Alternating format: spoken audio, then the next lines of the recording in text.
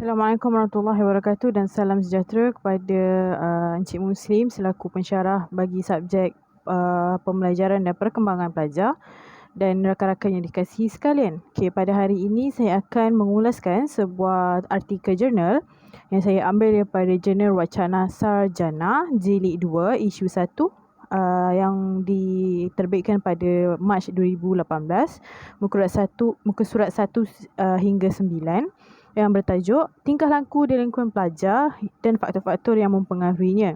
Okey, penulis adalah Nik Nur Syairah binti Nik Nurdin dan Muhammad Nasir bin Selamat. Okey, kajian ini berkisarkan bagaimana tingkah laku pelajar itu dipengaruhi oleh pelbagai faktor yang berada di sekolah maupun di rumah. Okey, objektif kajian adalah mengetahui faktor yang mempengaruhi tingkah laku pelajar ini. Dan yang kedua adalah mengenal pasti langkah yang boleh diambil. Okey.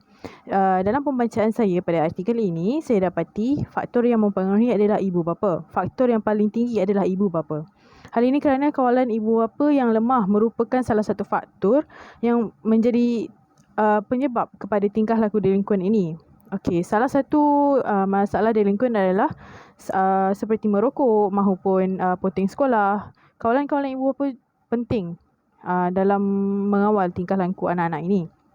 Selain itu, gangguan seksual yang berlaku di sekolah juga yang dilakukan oleh pelajar berkaitan dengan ibu bapa. Apabila mereka tidak dididik dengan pendidikan agama yang mencukupi ataupun pendidikan moral yang mencukupi, mereka akan bertindak di luar kawalan mereka.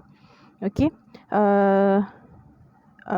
Pelajar yang melakukan gangguan-gangguan seksual ini telah dikaji dan diambil kira adalah kerana mereka kekurangan kasih sayang daripada ibu bapa, kerana mereka kurang kerana mereka kurang mendapat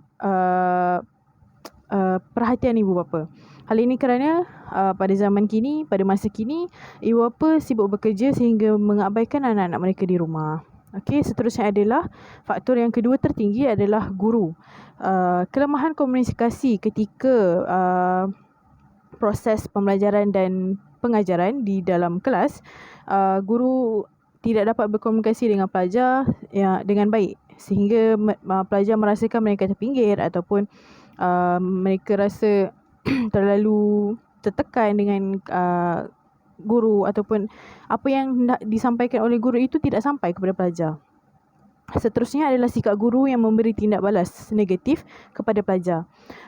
Terdapat guru-guru yang terlalu menekan pelajar sehingga mereka mendapat denda ataupun memarahi pelajar di dalam kelas.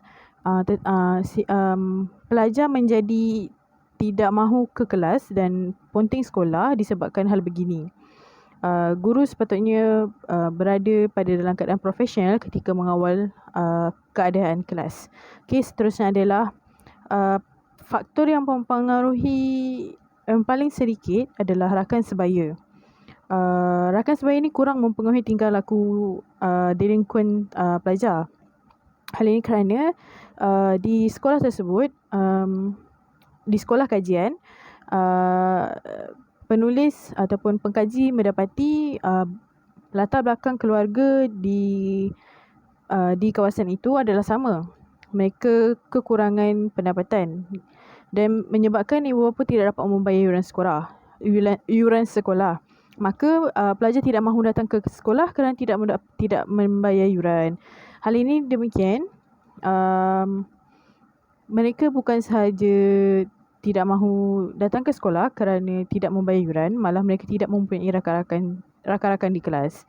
Hal ini kerana mungkin terlalu bermasalah sehingga tiada yang hendak mendekati mereka.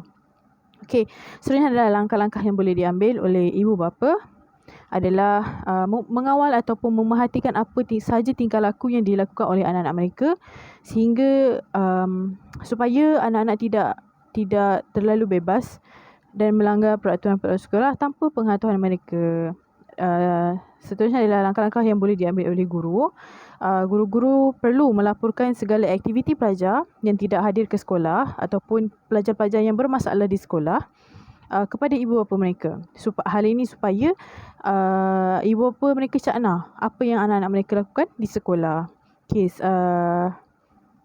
Itu saja daripada saya tentang artikel jurnal ini. Okay, untuk refleksi diri, saya hendak menyimpulkanlah apa yang saya dapat daripada artikel tersebut adalah kita sebagai ibu bapa perlu memainkan peranan dan tanggungjawab terhadap anak-anak kita. Hal ini kerana anak-anak adalah amanah daripada Allah Subhanahu Wa Taala untuk kita jaga demi pembangunan sahsiah insan pada masa akan datang. Okay, ibu bapa seharusnya lebih tahu dan lebih beri perhatian walaupun mereka bekerja. Anak-anak tidak perlu diabaikan. Pengabaian anak-anak memberi impak yang sangat besar terhadap emosi dan perkembangan mereka. Okay, seterusnya adalah guru. Guru juga perlu profesional dalam bidang mereka untuk mendidik anak bangsa. Seterusnya supaya anak-anak ataupun pelajar-pelajar ini tidak terasa jauh dengan guru.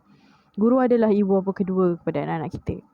Okay, seterusnya adalah diri pelajar itu sendiri. Seharusnya mereka lebih kuat dan lebih perlu berjaga-jaga dengan apa yang mereka lakukan. Kerana apa yang mereka lakukan tanpa berfikiran rasional adalah membawa mudarat kepada kehidupan mereka pada masa akan datang. Saya berharap pada suatu hari nanti tingkah laku di lingkungan ini dapat kita kurangkan. Seperti yang dapat kita lihat, tingkah laku di lingkungan ini berkurang pada waktu-waktu pandemik ini. Kerana apa? Kerana mereka tidak berada di sekolah. Ada sesetengah pelajar yang melakukan perkara-perkara sebegitu di sekolah kerana tiada ibu bapa berdekatan mereka. Jadi bila duduk di rumah, ibu bapa lebih dapat memberi perhatian dan dapat mengawal mereka. Itu saja daripada saya. Sekian, terima kasih.